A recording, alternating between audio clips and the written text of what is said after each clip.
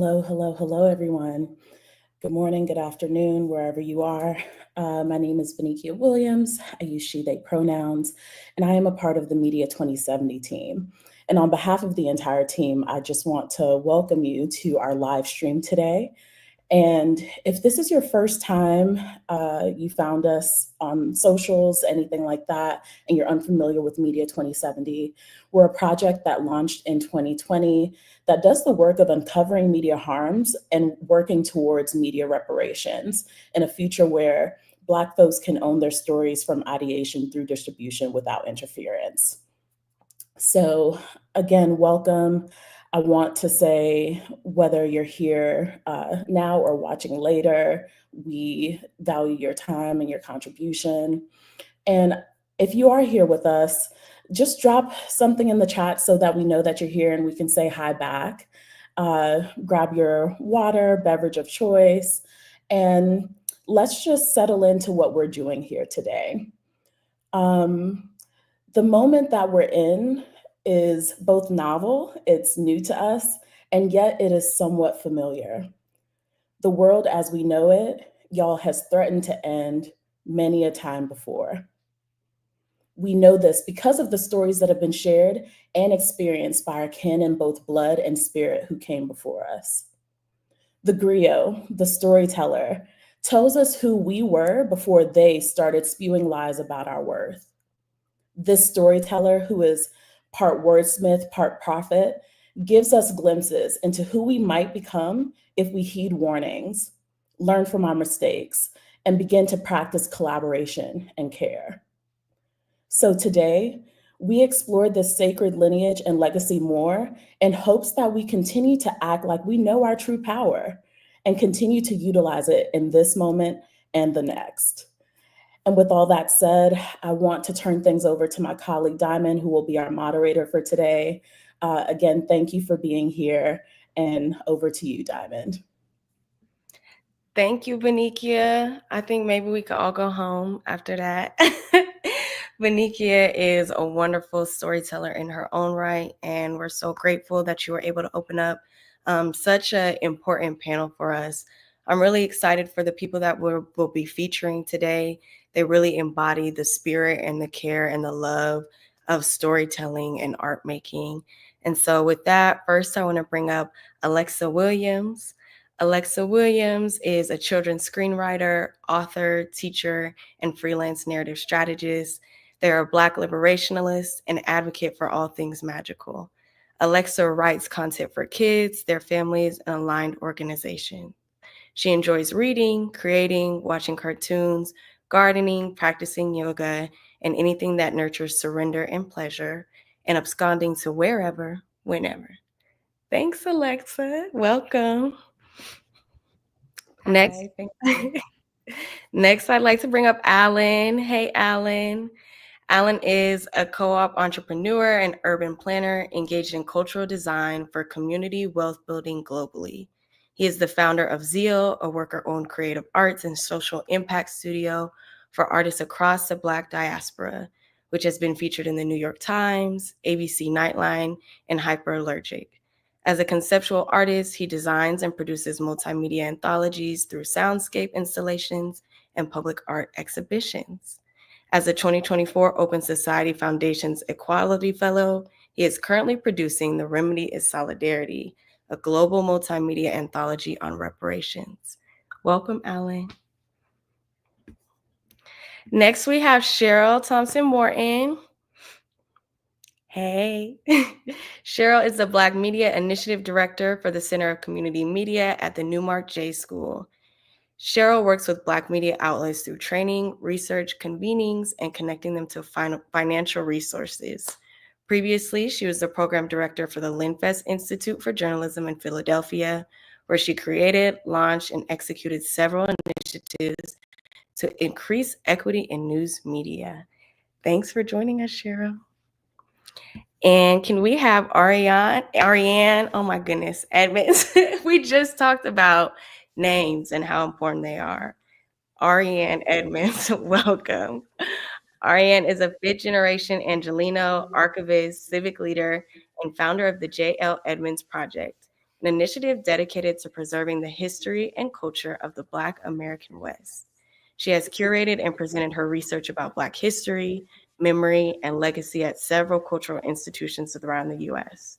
Her family archive stretched back to the 1850s, and her story as the keeper of her ancestral records can be found in the New York Times 1619 Project, The Root, and LA Weekly. Welcome. I'm so grateful to have everyone. And so this month for Black Narrative Power Month, Media 2070 is talking about the importance of building and wielding Black narrative power. I want to ask you all as panelists, starting with Allen, what does it look like to have Black narrative power? What does it feel like, and where have you seen it in your own life?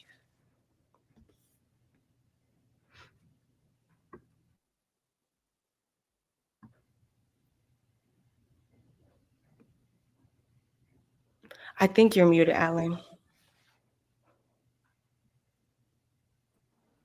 Can you hear me now? Like the Verizon commercial? Drop your old carrier. But thank you, Diamond. Thank you, Media 2070, for having us here. This question around Black narrative power. And so I'm always a person who, because of my organizing background and how I was brought up, always look at the definition of words and their meaning, because they inevitably have influence over who we are, what we do, and what we end up manifesting or creating. And so, I think about power in terms of being able to have the will to be able to create something. I think about narrative in terms of the stories, the multiple stories of that make up of our lives. And when I think about Black, it's not just in terms of color, but also there's a history of a people rooted on the continent of Africa that has everything to do with our indigeneity, our spirituality, our way of being, and made up of those multiple stories that create an overall narrative of who we are. It inevitably tells us about the culture, about how we govern ourselves, our customs, our traditions. And so when I think about Black narrative power, for me and what I've experienced in my own life as someone who is a first-gen queer Ghanaian American, most of my experience really has been around community and family. And the kinds of messages, norms, societal norms that I've been brought up within my family. And I think it's fitting that Vinikia, you started out with talking about the role of the griot, which is very commonplace on the continent of Africa and throughout the diaspora as a result of it. And so I think even in the face of, we can talk about colonialism and capitalism and all of those isms, but I think just by very root of thinking of the word Black narrative power, I just think about the love of our humanity to be able to be in story with one another and learning about each other in ways that create resonance, that then create the ability for us to be able to enact the kind of futures that we want to create for ourselves and our community that is rooted in our dignity and our humanity, and is about a culture that's about communalism, finding that inside of us as individuals, we belong to each other as a community, and that's rooted in song, dance, art, lyrics. I myself, in terms of my conceptual art, I work with the xylophone, which traditionally, if you think about griots, it's one of the many instruments known on the continent that's used to tell stories through points of birth, during life course journeys, when there are rites of passage, and when people become ancestors and they pass away. So I think we have many tools, many resources, many frameworks as in our disposal as a Black people throughout the diaspora that we've been able to innovate and evolve from, that allow for us to not only survive, but to be able to then create opportunities to thrive. So that's what Black narrative power means to me. They caught me just smiling and admiring that answer. But that's why I was so excited for this panel today, because I too am a fan of definitions and what words mean and how they come to being. And I really appreciate the ways that we are defining words like power, and what it means and what the mainstream dominant media and art making spaces think it to mean. So I really appreciate that answer. I'm going to go ahead and bring on Cheryl to share with us what Black narrative power is to you. And I'll also say to all the panelists, we can jump in. There's a flow to this. You can jump in if something catches your eye. So feel free to just go where this conversation leads you. Thank you, Diamond, Media 2070, Vanikia, Tia, for having me. I really appreciate it. And I appreciate so much the work that Media 2070 does. When I was thinking about this question, at first I was like, oh, it's hard for me to even put my finger on like how I want to express this. And then I started thinking about the Black press, which is my home and my work, what I focus on. For those of you who don't know, we're getting ready to reach the 198th birthday of the Black press in March. So there's a lot of history there. And one of the things that always sticks out to me when I read kind of that first issue of the Freedom's Journal, which was founded in 1827 in New York City, these two men started this newspaper at a time when slavery was still legal in New York, right? It wasn't even outlawed there yet. It would be a few months later. So they were writing for a populace of whom most people could not even read. They were writing for a community who could not even engage with the work that they were doing. And they did that because they believed in a future that was possible by them speaking truth to power, by them speaking about our humanity and our existence and what we need, about our connections, not just here in America, but back home to the homeland. And what becomes really even more valuable is that they helped to create the future they wanted, right?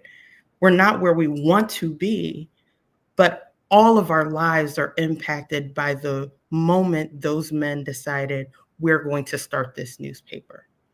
The Black press has been by far the second most important institution in Black American life. And it was because these two men said, I am going to take a step and I'm going to use my words to help create the future that we need.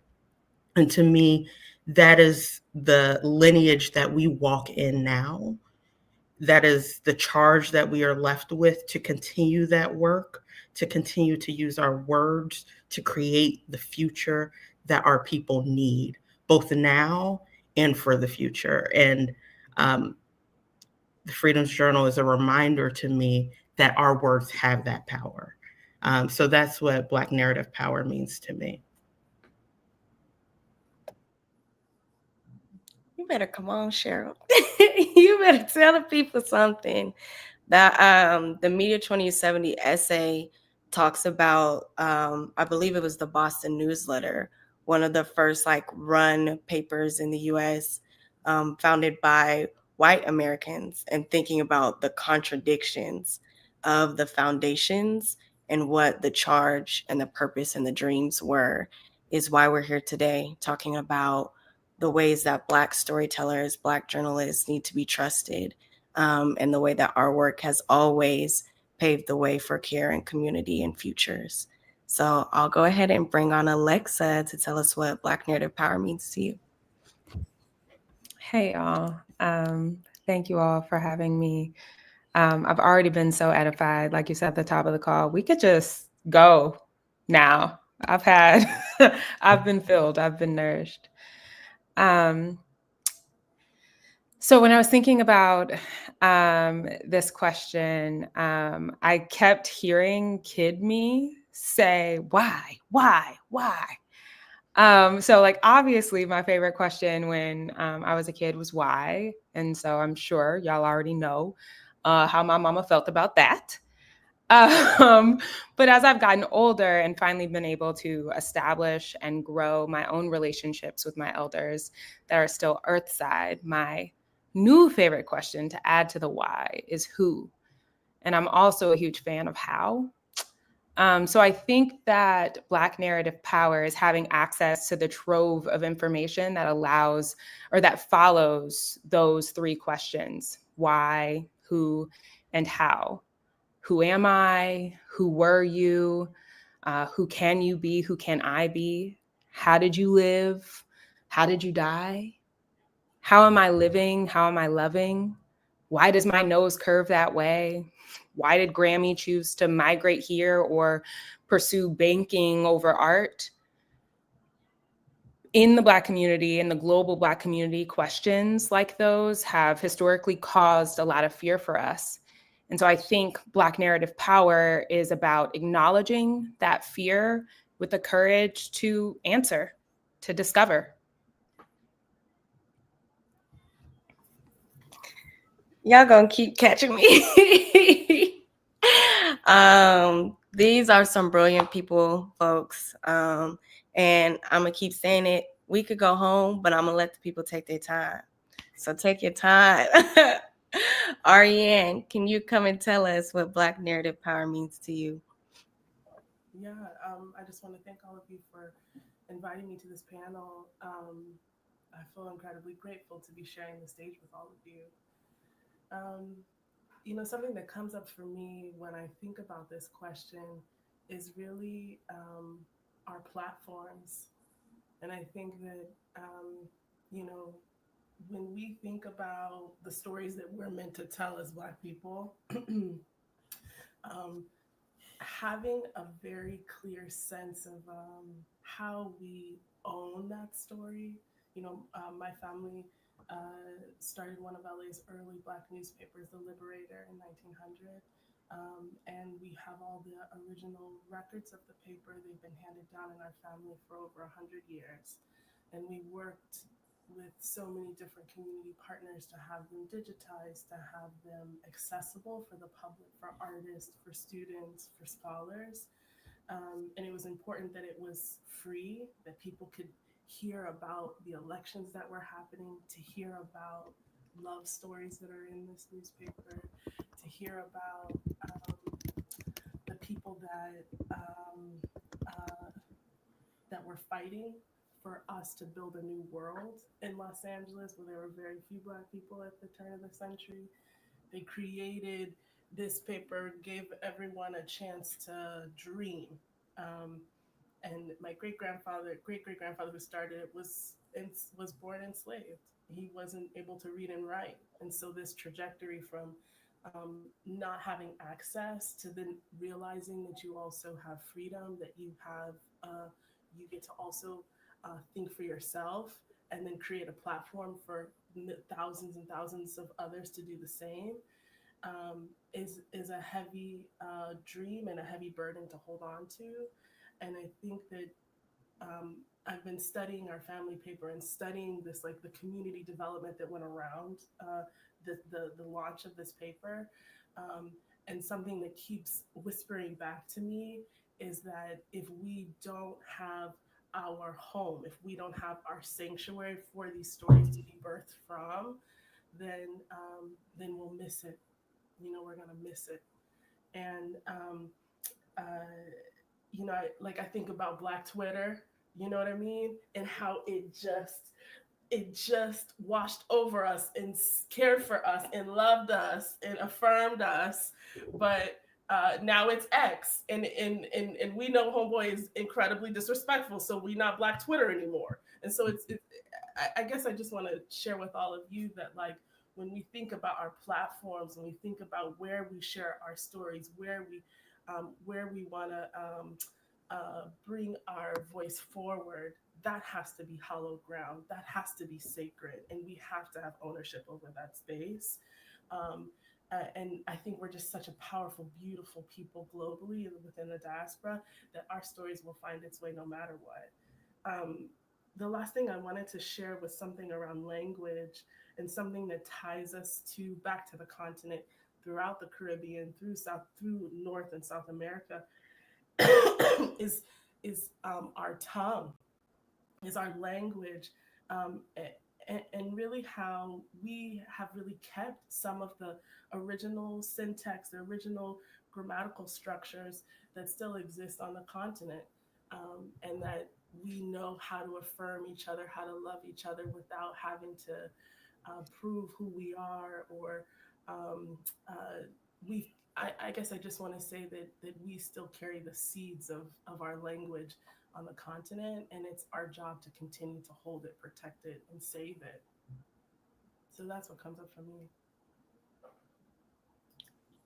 Put an Ashe in the chat if you want to hear a feature panel, a featured speaker from each one of these. That's an hour long. I'll start. Ashe. We have a comment from Colette that really touched me too at Black River Life. Sanctuary for these stories to be birthed from. That's so important and hallowed ground. And that's why we wanted to talk about the sacredness of storytelling, because we know. So let's talk about it. Let's sit in it. Let's sit in that power and that magic. You're getting a lot of ashes. So I'll see you all again. But I wanted to ask Alexa and Cheryl specifically. We heard at the beginning from some folks the lineages that they come from and the lineages that they're pulling from in this work. But for Cheryl and Alexa, I want to hear a little bit more.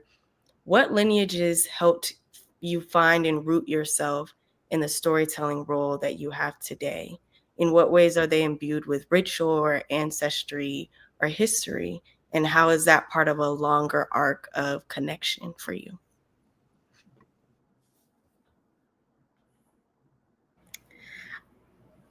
That is such a deep, profound question, which I feel like I don't want to be here all day trying to explain or even be trying to work through. That's probably for a therapist couch.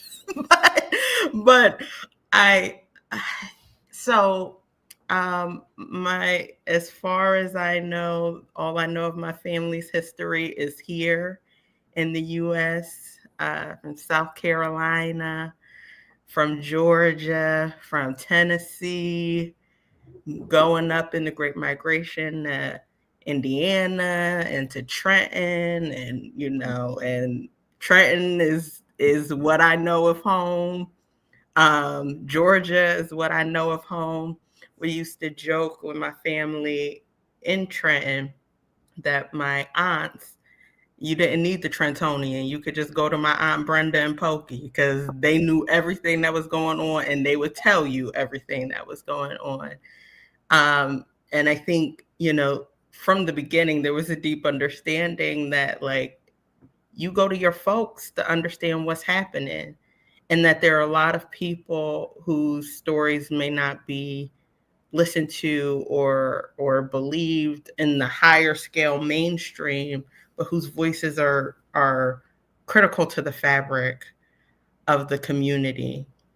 What I learned more recently, kind of in my journey of figuring out more of family lineage and identity, my grandmother was adopted, and so the family that we feel a part of is not my birth lineage, but it is who I feel, these are my people.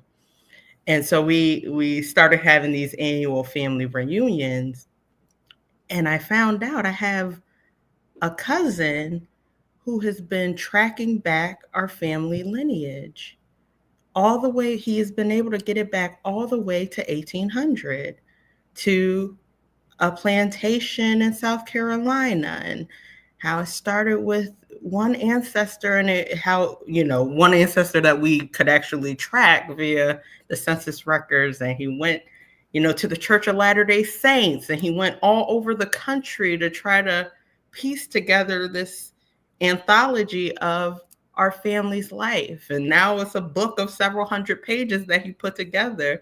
And he's like, listen, I did this as a story of love to our family and to the people who have come before us.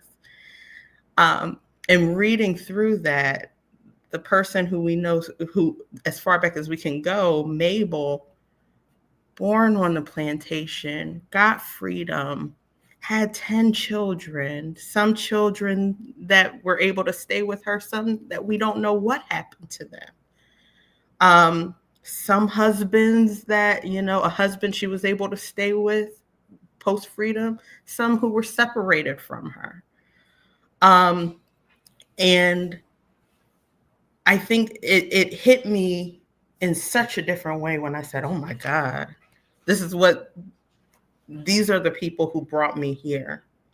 And we have a responsibility, not just to the people that we see in our lineage now, but to the people who came before us. So that was a bit all over the place. I'm sorry, because I am working through this part of the story still, but I'm grateful for the lineage that I come from. It used to be just mainly like people who I look to, like, we're not family, but like, I love the way you tell stories, or I love the way you do this. But now I can speak to it in a new way of like, no, those are my people. And this is what they did that allows me to be here today, and the sacrifices they made. It's funny because we were, like Diamond said, we were talking about names and the importance of them before this call. And in my mind, I just heard in many of my ancestors' voice, come on, Cheryl. Because your name can't have two syllables if it's able to be said as one. So come on, Cheryl. Everyone called me Cheryl. You're so right. Come on, Cheryl. But what you said really connects to what I've been thinking about the stories that are so easily dismissed. And as a children's writer, one of the greatest lessons I've learned is that time does not define us. Never has, never will.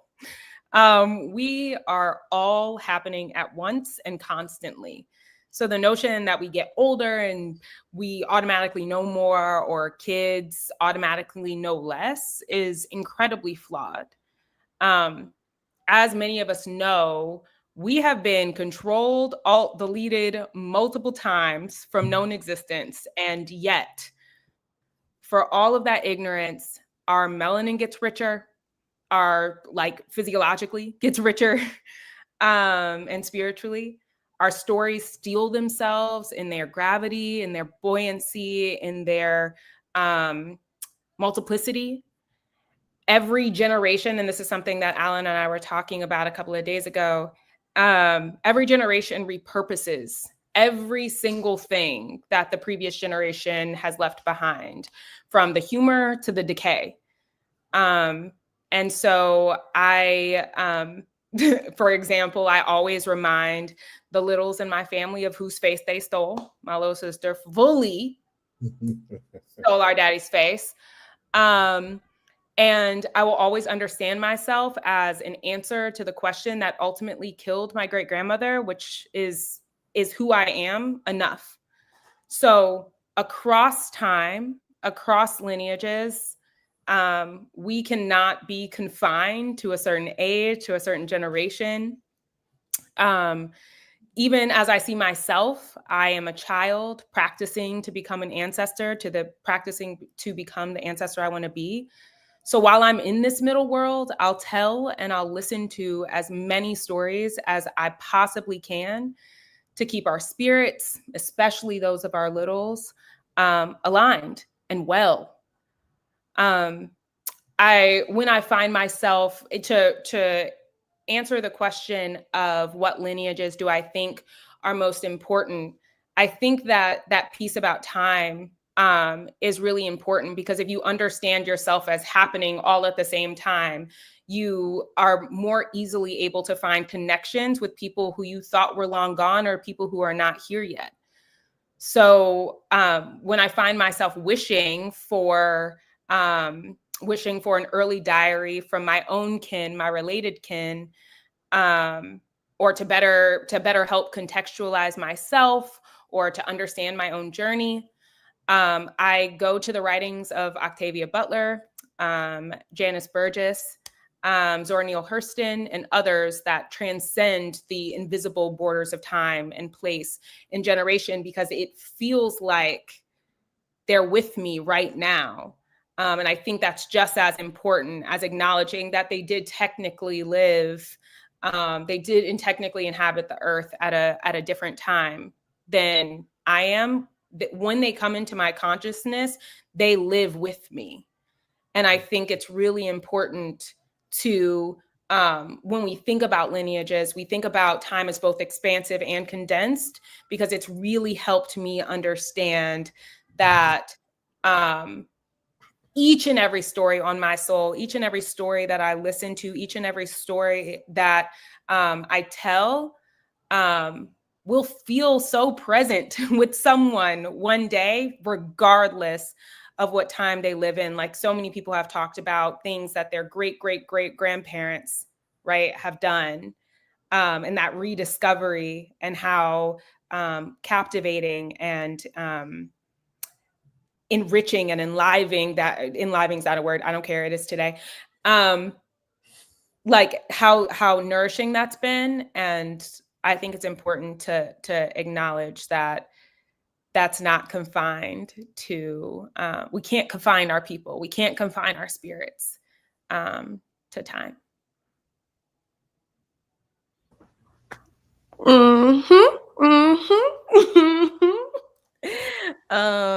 Benicia in the chat said, say that, because agreed.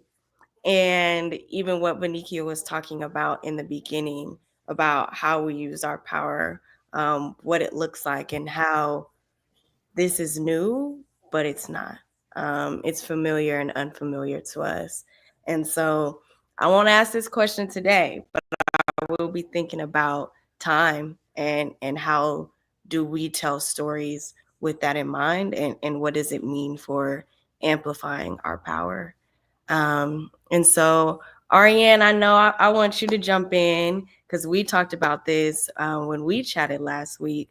So I want Arianne and Allen to jump in about, from the lineages that guide your work and guide your practice, what do you believe for our viewers is an important thing to remember and engage with about those lineages as we're building power towards a world where we have the power and resources to tell our stories? I'll go, Alan, and then I'll hand it over to you. You know, I'm most of my work, probably over the last 15 years, has been about tracking, researching, finding my family history, helping others do the same through our newspaper, through census records. I mean, it's like I'm obsessed, like getting all the information in place, because I see it as a responsibility. You know, Jefferson, my great great grandfather, wrote his liberation story in the Los Angeles Times, and he wrote about his mother-in-law, about her liberation story in the newspaper. So I know that we come from a rich history that has been documented, and that we can go back to and refer to and learn from. And I don't take it lightly that there's true power in that.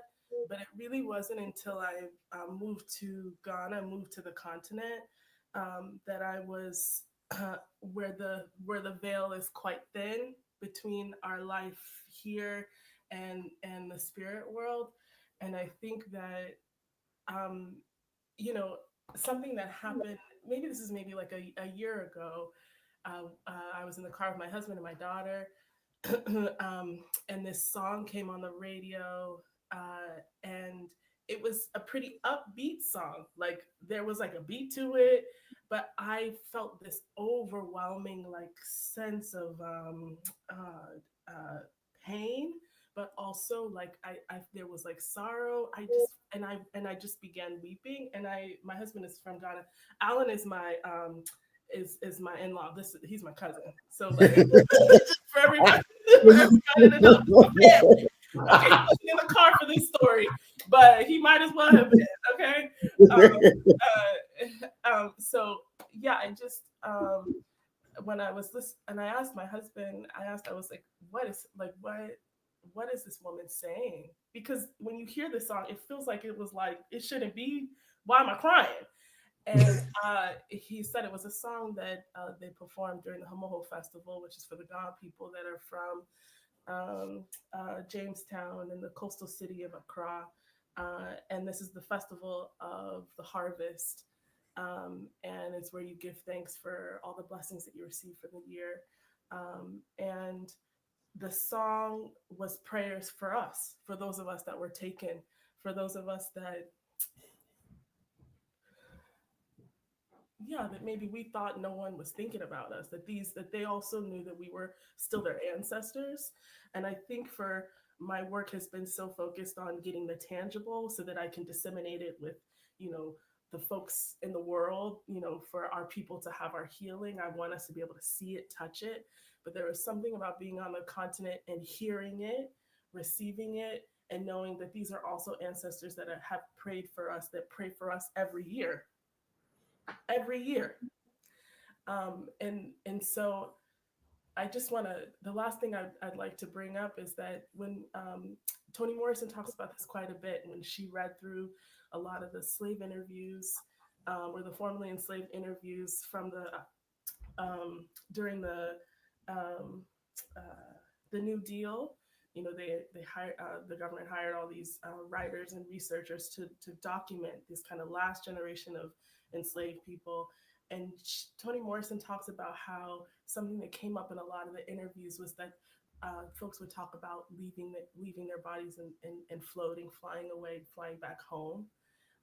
And so I guess what I would share with all of you on the panel and then all of you listening in is that having the tangible records is just as valuable as us tapping into our source, tapping into the ancestors that have loved us. We don't know their name. We don't need to know their name. They didn't know our names. They were praying for us, preparing for us. And I just would encourage us to hold on to the parts that we can't see just as much as we hold on to the pieces that we can touch. And I was very moved by what you shared, Cheryl, around your aunties, the ones that know all the information, and those who have compiled the stories. You know, most of our families, there's one person that is asked to do that work. And you have to be called to do it because they are already listening and preparing 7 generations forward and praying and trying to heal 7 generations back. So I guess I would just encourage all of us to remember, you know, these are very important times and we have to be listening very, very well.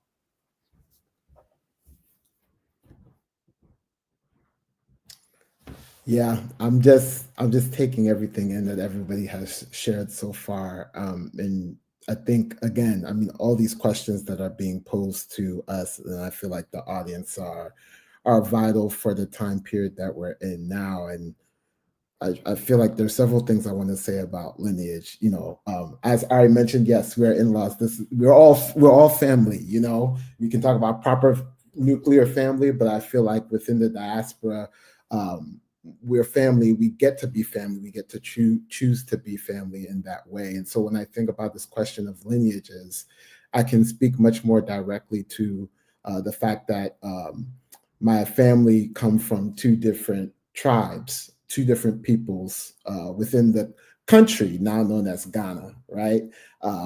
Due to, of course, colonialism and everything else. We have Jamestown, Accra, but we also have Jamestown, Virginia, right? And there is that connection. And there's a reason why colonialism functions in the way that it does, because it says that I'm going to get to tell you what to do. You don't get to tell me what to do. I'm telling you what to do, and I have the power to do so.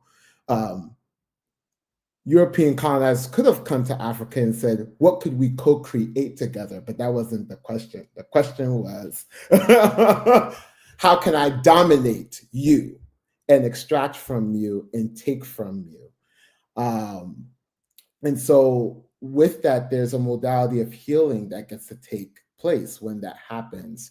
And I feel like much of my engagement with my own lineages has been around the healing that gets to take place.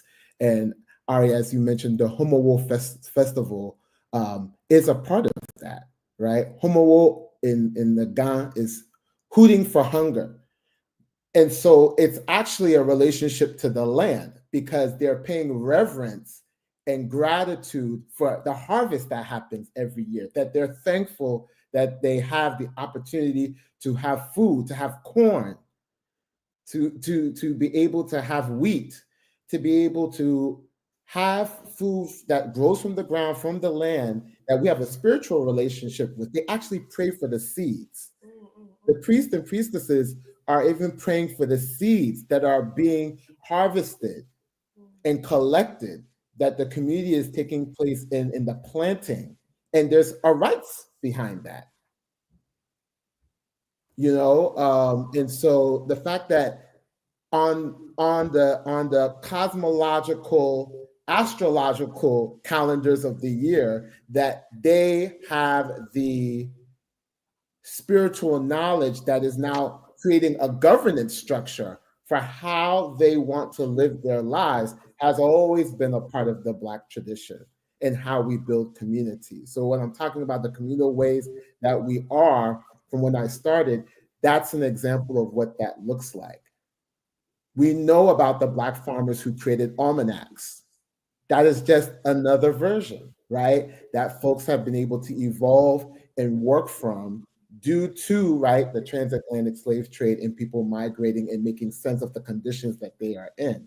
But nonetheless, it still speaks to the essence of the people, their relationship to land, how they want to play, pray, eat, live together, and ultimately the decisions that they want to make together. On my dad's side, my dad is a traditional Ashanti Akan man with the name Frimpong. So go to Ghana, you hear Frimpong, it's like saying Smith or Johnson. It's like that. And I'm sure all of you know, right, the stories of Anansi the spider. Actually, Alexa and I were just talking about this, like they mentioned from our last conversation. But I think Anansi the spider is such a good example of lineage and legacy as it's tied to Black narrative power. Because here you have a story that's based on the Akan cosmology of the Ashanti people, who believe that this wise spider, Kweku Anansi, right, which I would arguably say is very queer in terms of politics, because he is shape-shifting, constantly weaving, right, these webs, creating all of these problems, only to find the solution in the problems that he has woven, right? It doesn't get any better than that in terms of using story to be able to create these spiritual instructions around how we get to live our lives. And now you find Anansi in American Gods. Anansi is the original Spider-Man. I don't care what anybody tells you. I'm a big Marvel geek, right? So Anansi the Spider, you will find Anansi everywhere. And even though he right, is Kweku Anansi, we know Anansi is Wednesday. Kweku is the day of creativity. So even in the Akan tradition in Tree, originally there's no gender pronoun for he, she. Oh no, it's like saying we, the universal we. So it's important for us to understand, as we've also already just mentioned about language, history, our culture, that every single opportunity we have to gather in these ways, we get to co-create anew. And I think it's in the remembering of our history, in the here and now, simultaneously, to be able to think about the multiplicity of our existences, tied to our landmass, but also within the ways that we've been able to innovate and thrive and survive in the diaspora, all get to be valid and don't trump one another. They're actually very intersectional and cohesive in always giving us the spiritual instructions of how we get to restore ourselves and how we get to create anew in a cyclical fashion, because as Alexa said, time is not linear, it actually is very cyclical in the ways that we get to remember ourselves, revisit our history, and then be able to create anew from that place. Can I just add one more piece to you, Alan, briefly, Diamond, about Anansi? And just also thank you for everything that you've shared. There's a part of Anansi's story that really resonates with me and something I think we all get to consider. I also want to say Anansi is like Alan's, this is Alan's like heart. And he's also shared that with our daughter. She's also like a mini Anansi. Oh, but there's a part at the end of the folk tale where Anansi's gone through all these struggles and he's fallen into this trouble and this, and his sons have to come and support him. And at the end, he wants to celebrate them. He wants to love them and honor them with a gift. And he's like, well, we have this moon here that rules the tides, that loves us, that provides us light through our darkness. And I don't know which sun to give it to. And instead, while he's in communication with the gods, he says, let's put this in the sky so that we can all enjoy this, so that we can all learn from this. And I just think that part of Anansi's story really highlights what you're talking about, Uncle Allen, around this idea that like we don't have to do this by ourselves, that we're all intertwined and that we are all meant to receive this light as a collective. That's right. Oof. We're getting blessed today. We're so lucky that this is getting recorded and we can go back and we can sit with these things. I really, really want to thank the panelists for all the ways that you have shared, and the ways that you were just talking about, Arianne, sharing our wisdom, sharing our knowledge with one another so that we can be connected and interwoven together, and so that we can find hope and clarity in times where a lot of folks are feeling scared and hopeless. And so I'm really thankful for the ways that this panel has reminded us in where we root ourselves and how we stay rooted there and how we stay strong in community. And so with that, I'm going to ask you all one final question, and then we can go to questions from the chat. We've got about 10 minutes left. And so y'all saw this question, so hopefully you're ready for it. But earlier this month, we had a keynote from Malkia, and Malkia was telling us about the ways that the context that's surrounding this moment, the history that's brought us here, and what our charge is for the future. And you'll be able to see clips from that coming soon from Media 2070 socials. But in it, they talked about facing the future. That part of our charge is that we must face and confront the future. And in other words, we've got Octavia Butler and a lot of other Black writers that have talked about writing ourselves into the future. And so Media 2070 is an Afrofuturist project. And so I want to hear from y'all in 3 words or more, if you're feeling called. In what ways can we use storytelling to face that future or write ourselves into it? I would go first, but I'm the moderator, so y'all can go. I can jump in. So the 3 words that came are return, dig, and float. And I think that I do feel called to give a little bit of an explanation. Return, we're talking about the cycles of time and how creative we get to be with time. And so I think it's a return to our past selves, a return to our present selves, and return to the future, which may sound paradoxical, but I think makes perfect sense in the context of this conversation. Dig, because we talked a lot about like our relationship with the land. Allen talked about how we are people of the land, we are people of the water, we are people of the wind. We are people of this universe. We are maybe glacial. That's not what I meant to say, but like maybe the argument could be made. But we are galaxies unto ourselves, and so I think that does require some excavation. That does require some like planting of seeds, some replanting of seeds. That does also mean that we are experts in what to do when a crop fails. We understand how to spin new realities out of what can be perceived as catastrophic failures, which I think is what we're called to do in this moment.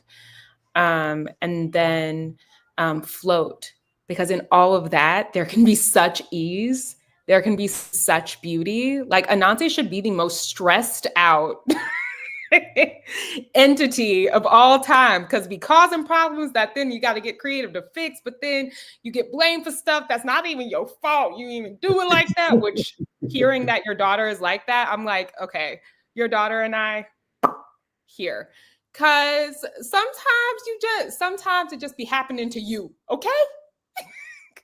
But Anansi manages to then convince the gods, right, to share light with everyone to enjoy. So that multiplicity there, that ease, that collaboration, that love is so interwoven in all of that. I won't say despair, but all of those troubled waters. So I think we're also called to float in it, around it, through it, you know?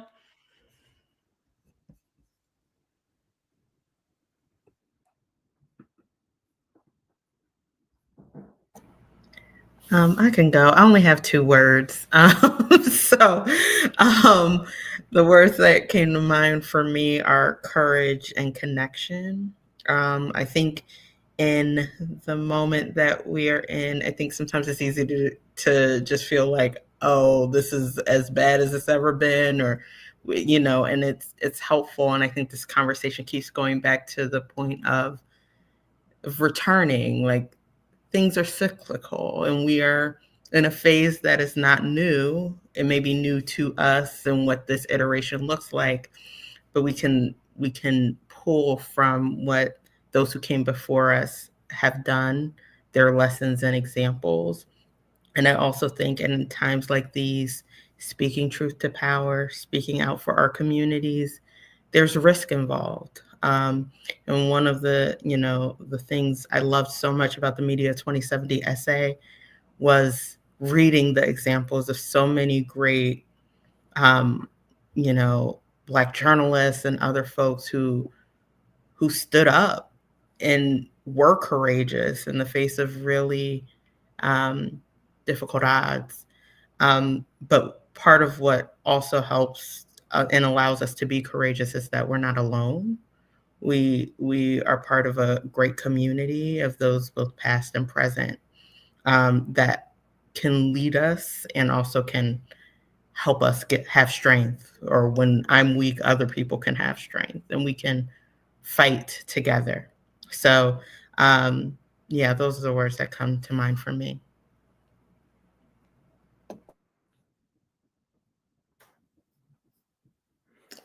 Okay, I'll go. I'm a man of alliteration, so it's going to be otherworldly, otherwise, and opulent. those are the 3 words I'm going to pick for Black storytelling. I also provide an explanation. I think through these questions that are being posed to us, what I'm recognizing, even as I'm working on this multimedia anthology on reparations, the remedy of solidarity, and being here in California, and so happy to have my cousin Ari to be able to also educate me. We're educating each other on each other's lineages and cultures. The beautiful thing about it is that I'm able to now carry the wisdom of her family lineages and how it's connected to my own.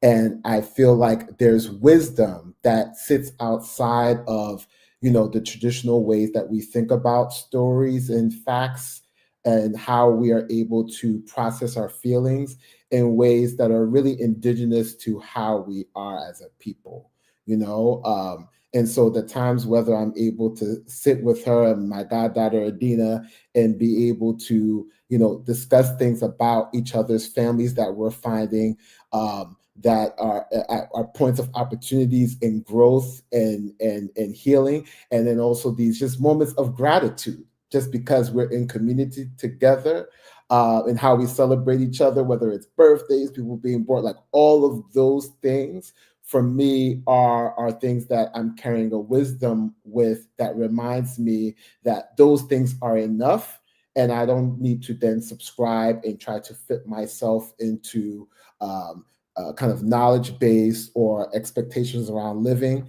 that are within this current way of being in this world. And I'll also say that it's also reminding me about, because of our richness of our history, hence why I use the word opulent.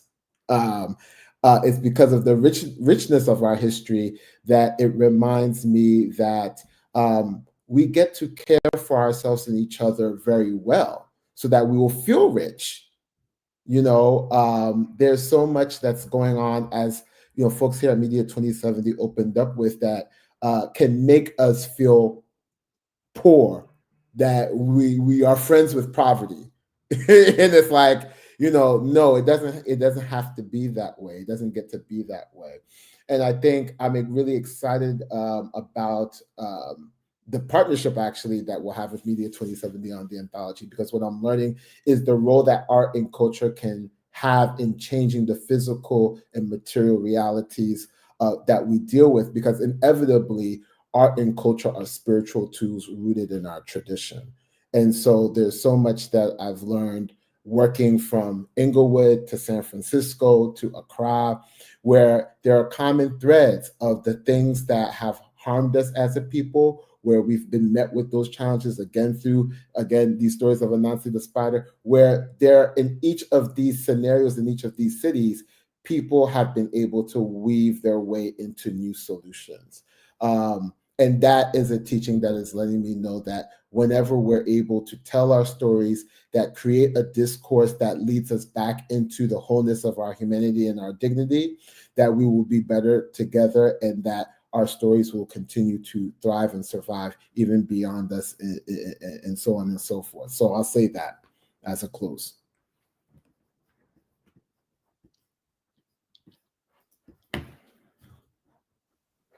Okay, thank you, Alan, and everybody. I know I want to be conscious of our time, Diamond, so I'll keep my part quick. My words are restoration, devotion, and connection. And I think, and I'll do it quick. I think we have a beautiful opportunity to restore our faith in each other and our community, and to restore our sense of pride and power, and our softness, our kindness, how we show up for each other. And I think devotion has been coming up for me, because I just think that there's something a little bit deeper in devotion than love. Love is an action, it's a verb, but when we devote ourselves to our loved ones, to each other, it's a practice. It's love in practice. So, yeah, I guess I would invite all of us to consider that. And then connection, I think, is really at the center of all that. It's saying, as we're restoring, as we're shedding, as we're letting go of old stories, old narratives, and putting on new ones of opulence and power and all these other things, that we get to be devoted to that practice of self-love and love for our community and each other.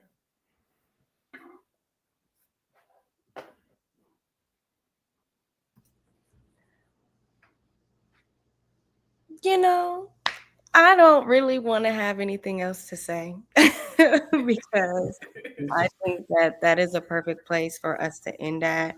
But I really want to show so much gratitude to our panelists, Arianne, Alexa, Allen, and Cheryl. Thank you so much for being in community and practicing with us today and with our viewers. I think I left with a word on my heart. I hope everybody that was watching did. And I'm excited to continue to be in partnership with you all and to practice Black narrative power all the time, not just in February. So thank you, everybody, for joining. Thank you.